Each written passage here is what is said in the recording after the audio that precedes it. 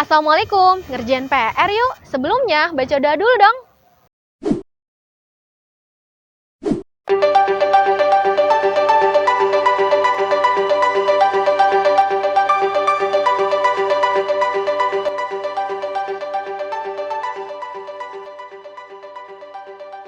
Nah, sekarang banyak banget kan yang tertarik untuk memulai bisnis.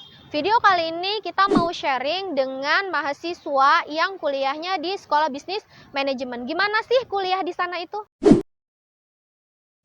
Nah, di video kali ini kita mau bincang-bincang sama seseorang yang memang memiliki keilmuan dalam bisnis manajemen. Nah, sudah ada Rina. Assalamualaikum, Rin. Waalaikumsalam, Teacher. Apa kabar nih? Alhamdulillah baik dan sehat. Rina kuliahnya di mana? Aku kuliah di SBM ITB. Oh, SBM ITB. Apa sih SBM itu? SBM itu Sekolah Bisnis dan Manajemen.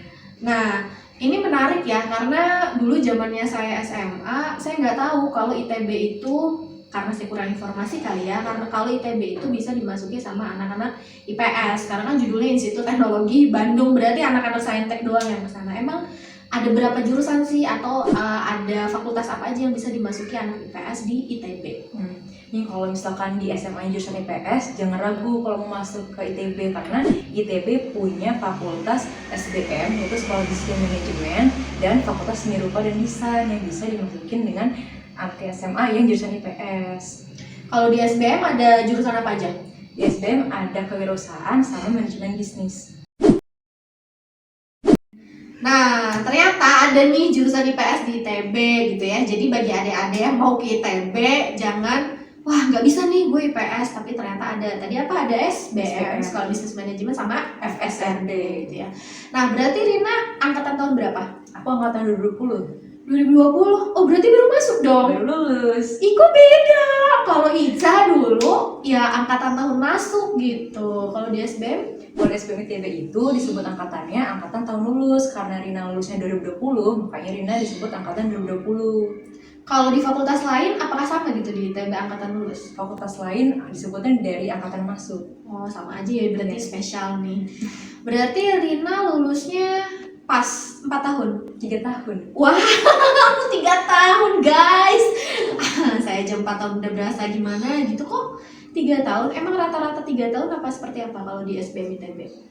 Di SBM ITB emang normalnya itu 3 tahun, karena dalam 1 tahun itu ada 3 semester. Jadi pertama tuh semester ganjil, lalu semester genap, dan semester pendek. Untuk non SBM ITB biasanya setelah semester genap itu mereka libur panjang, tapi di SBM ITB dipakai untuk semester pendek. Liburnya dikit ya? Iya, kalau misalkan non SBM ITB itu liburnya bisa 3 bulan, kalau SBM ITB sebulan. Aduh, liburnya dikit ya, tapi perjuangan lah ya. Nah, Rin, SBM itu kan apakah dia itu fakultas ataukah langsung jurusan gitu? Kalau fakultas emang ada beberapa jurusan sih di SBM itu. Oke. Jadi Sekolah Bisnis dan Manajemen itu fakultas. Nah, untuk jurusannya ada kewirausahaan sama manajemen. Di SBM juga ada kelas reguler dan internasional. Kalau internasionalnya ada bisnis internasional. Bisnis internasional berarti apa bedanya sama yang nggak internasional? Oke, jadi kalau perbedaannya pertama dari biaya ya, UKT-nya jelas berbeda. Iya. Terus untuk yang bisnis internasional ini dia berkesempatan untuk sekolah juga di universitas luar negeri. Jadi ketika lulus dia punya double degree. Pertama dari SBM ITB, yang kedua dari universitas luar negeri. Oh, berarti nanti gelar sarjananya 2 ya? Yang makanya disebut double degree. Dan itu dia berarti sekolah ke luar negerinya setahun doang? Di tahun terakhir apa gimana? Tahun terakhir. Oh gitu. Rina ngambil jurusan apa kalau di SBM-nya? Kalau aku manajemen yang kelas reguler. Emang di SBM itu belajarnya apa aja sih, Ren? Oke, kalau misalkan untuk di SBM, tingkat pertama itu ada namanya tahap persiapan bersama. Sebenarnya sama dengan fakultas lain, pasti tingkat pertama mereka juga menjalankan tahap persiapan bersama. Tujuannya supaya mereka bisa beradaptasi nih dengan mata kuliah yang ada di ITB. Nah, untuk di SBM, semester 3 baru mulai penjurusan, apakah memilih manajemen atau kewirausahaan. Tapi dengan syarat harus lulus TPB dan minimal IPK-nya 2. Berarti di tahun pertama itu kita belum bisa milih jurusan ya, harus mata pelajarannya, mata kuliahnya sama semua nih ya. Nah, pertanyaan menarik, kalau nggak lulus TPB gimana? Nggak bisa ambil jurusan dong? Nggak bisa dan harus ngulang TPB-nya dulu. Oh, berarti tapi bukan berarti DO ya, harus ngulang TPB. Rin, ITB itu kampus ya, salah satu kampus yang merupakan idaman banget gitu ya, dan masuknya aja susah. Nah, gimana kalau kuliahnya susah nggak kuliah di sana? Menurut Rina sih teh, kalau susah itu mindset ya, karena selama kita terus belajar dan berusaha pasti kita bisa ngikutin ya kok. Dan memang di SBM ITB itu pengantarnya pakai bahasa Inggris. Pengantar bahasa Inggris tuh bukunya doang, apa dosennya ngejelasinnya juga pakai bahasa Inggris ini? Bukunya jelas pakai bahasa Inggris, dosen juga bisa bahasa Inggris, bisa bahasa Indonesia. Kalau misalkan kita mau request nih, Bu, Pak, pakai bahasa Indonesia dong, nah mereka bisa pakai bahasa Indonesia. Tapi ada nggak yang, oh enggak, saya mau pakai bahasa Inggris aja gitu? Ada aja, dan itu kita harus tahan beberapa jam dulu ya untuk belajar, habis itu kita review materi lagi.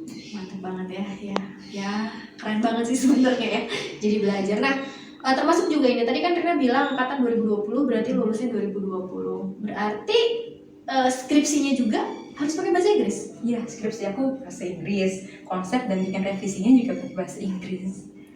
Mantap. Nah Rin, kan sekolah bisnis manajemen nih gitu ya, belajar akuntansi nggak? Iya, belajar akuntansi di semester 3, namanya Financial Accounting. Financial accounting berarti akuntansi keuangan ya. Akuntansi keuangan tuh belajarnya apa aja? Sebenarnya secara siklus dan konsep akuntansi sama dengan SMA, tapi di masa perkuliahan Rina diajarin dengan dosen menggunakan metode IFRS. Kalau misalkan di SMA menggunakan GAP, jadi berdasarkan nilai historis. Tapi kalau di kuliah diajarin untuk buka sudut pandang baru, menggunakan nilai wajar atau future value.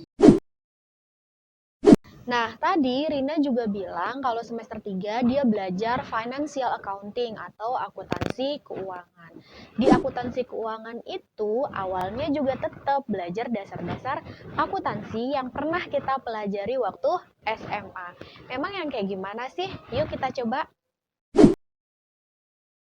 Nah, di buku ini, di financial accounting, di situ ada soalnya, ada duit, silahkan adik-adik atau teman-teman screenshot. Ini ya soalnya, kita mau bahas atau Ica mau ngejelasin tentang jawaban yang sudah ada di buku itu gitu ya. Nah ini soalnya gitu, jadi di perusahaan ini dikasih keterangan beberapa akun, lalu perintahnya adalah determine the total asset. Jadi tentuin total asetnya berapa, yang A. Yang B, determine the net income report. Jadi nanti tentuin laba bersihnya berapa. Dan yang ketiga adalah determine equity atau tentuin modalnya berapa. Nah kita masuk ke ngerjain yang A gitu ya. Determine the total asset. Berarti harus cari dulu sebenarnya yang termasuk golongan aset di sini apa aja. Kita lihat cash itu kas ya. Berarti jelas dia adalah aset.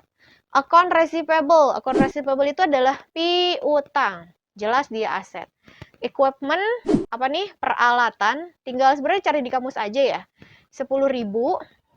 Utilitas expense itu beban ya. Jadi dia bukan aset, beban dia mah ya.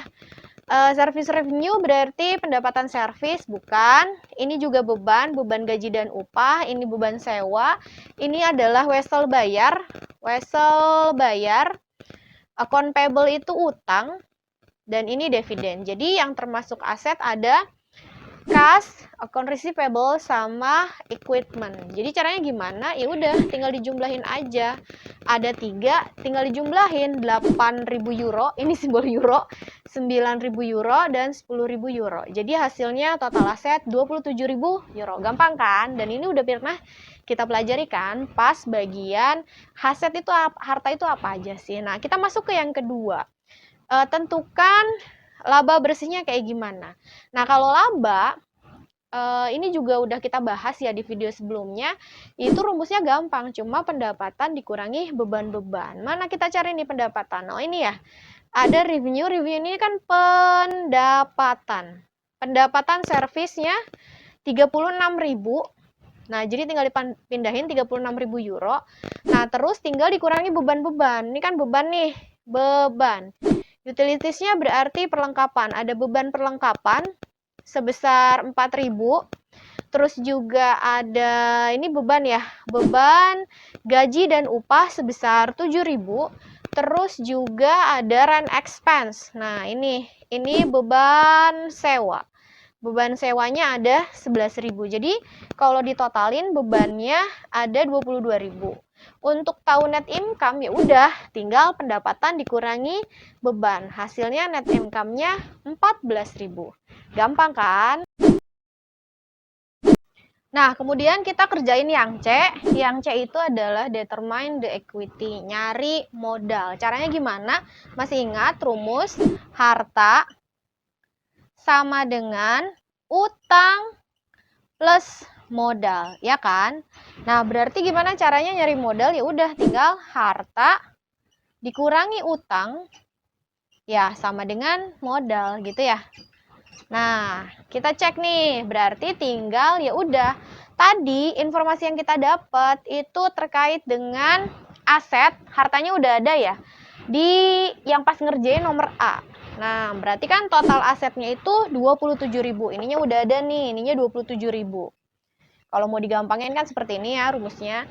Nah, terus tinggal dikurangi less liabilities, dikurangi utang, atau liabilities itu kan utang atau kewajiban lah ya. Jadi kita cek mana aja sih yang termasuk kewajiban.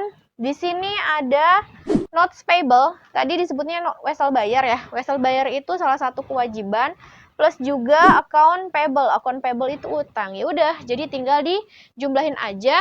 Wesel bayarnya 16.500 euro, account payable-nya ya 2.000 euro.